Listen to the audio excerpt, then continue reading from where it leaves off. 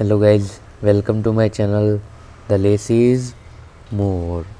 So today we will discuss an editorial from the Hindu and it is about the economy. Okay, so let's start the editorial directly.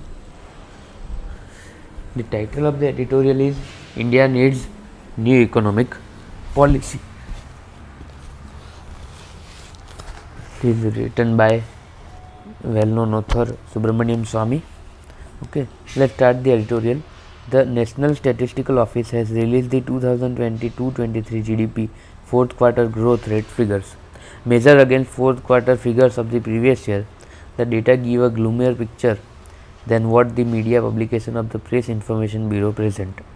According to NSO data in the first COVID-19 pandemic quarter of 2020-21, that is April 1 to June 30, 2020, GDP growth rate was minus 23.8% when compared to GDP of the same period in 1920.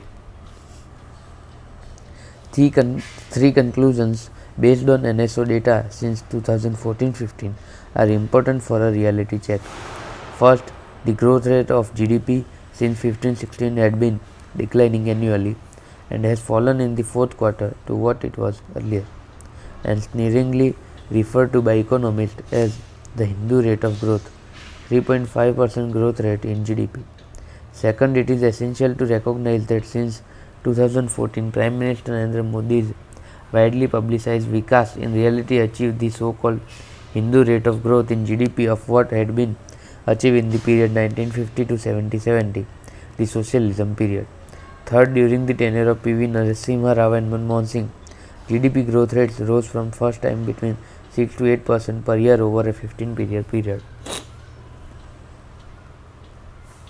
In 91, 96 and 414, with the usual cyclic ups and downs, that it took Narasimha Rao and Manmohan Singh as a Prime Minister to understand and reform Indian economic system, to reduce state participation and increase incentives for capital and labor providers, thus achieving a higher and faster growth of economy.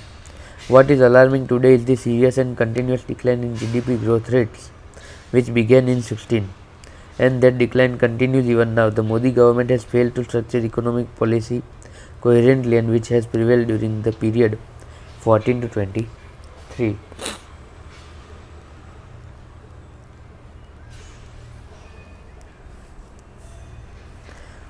The growth rate of GDP has been consistently in decline since 16. There are also the brazen announcement of rosy prediction being published annually in the media with outrageous claims made by PM such as 5 trillion GDP by 14, implying an annual doubling of GDP in 5 years, or in other words, a 15% annual growth rate of GDP. No policy structuring has been presented. Steps to be taken. By structuring, this writer means a clear implementation of what the economic objectives will be and prioritize that should be assigned to the various objectives. Thereafter, there ought to be a strategy on what should be incentivized and what should be deleted or discontinued.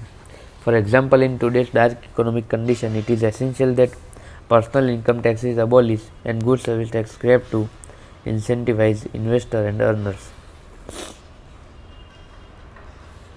Resources by the government should be mobilized through indirect taxes and also by liberal printing of currency notes.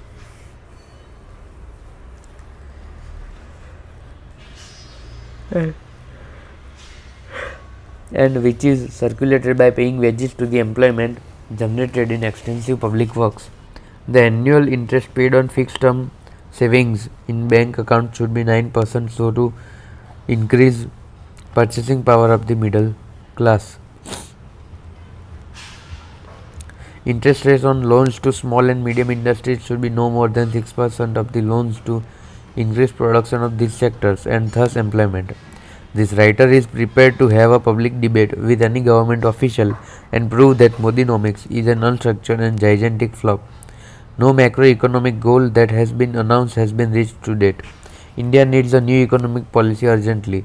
It needs to be a policy that is based on clear objectives, priorities, have a strategy to achieve targets, and spell out an intelligent and transparent resource mobilization plan to finance policies. As far as the finance ministry is concerned, we have only incoherent public announcement, a hodgepodge with no accountability. The market system is not a free for all or an ad hoc measure. It has a structure with rules for transactions.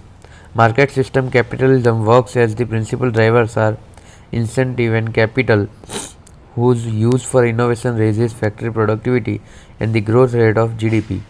Even a totalitarian state such as China understood this. During the tenure of Deng Xiaoping as the Supremo, it allowed the socialist economic system to die. An economic market based system came in.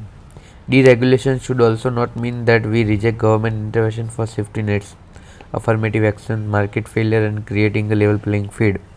Democratic institutions have to be empowered to guard against public disorder arising from rapid deregulation, as it happened in Russia post 91. Russia experienced chaos and misery. This dictatorship has returned for the Russians, and with it a complete loss of human rights and democratic values.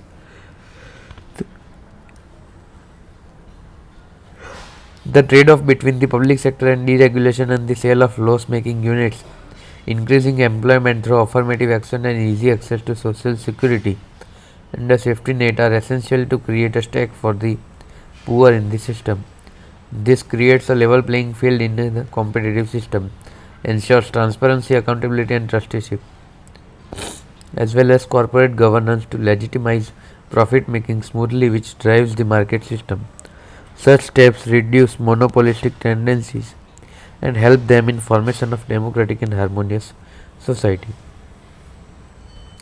So, to summarize this editorial, the author is saying that the economic policy that has been announced by the Modi government since 2016 has not been reached yet, and they have not just make any goal but also come up with a proper strategy and the priorities areas to be work upon at the earliest. Okay, so there is a need for restructuring of economy.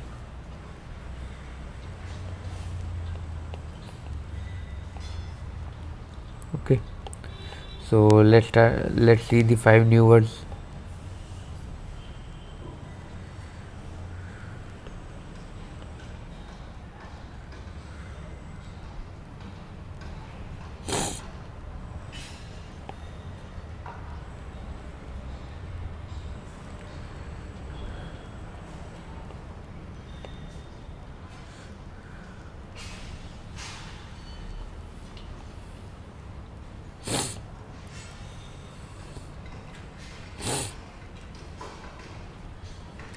Gloomier data give a gloomier picture. Gloomier.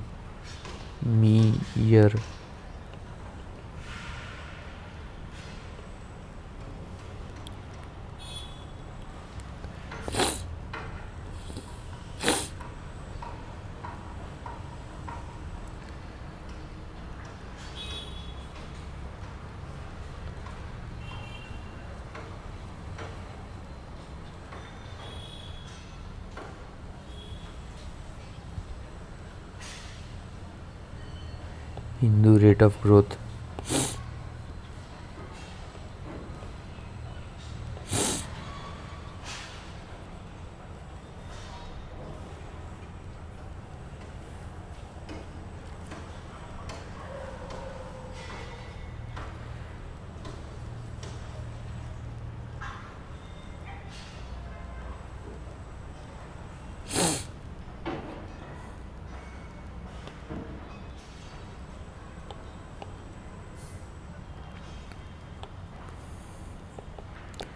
Gloomier picture.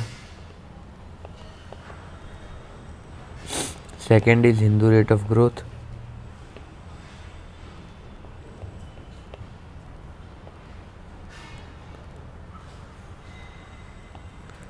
Transparent resource mobilization.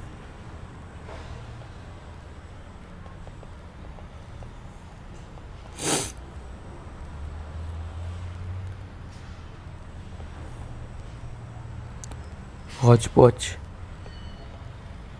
with no accountability. Okay, So these were the 5 words for today. Okay guys, I hope you would be understanding, and please do comment in the comment section the 5 new words that you would like to use for your daily conversation as well as writing. Okay, so this was for today. So till then, bye bye, signing off for the day.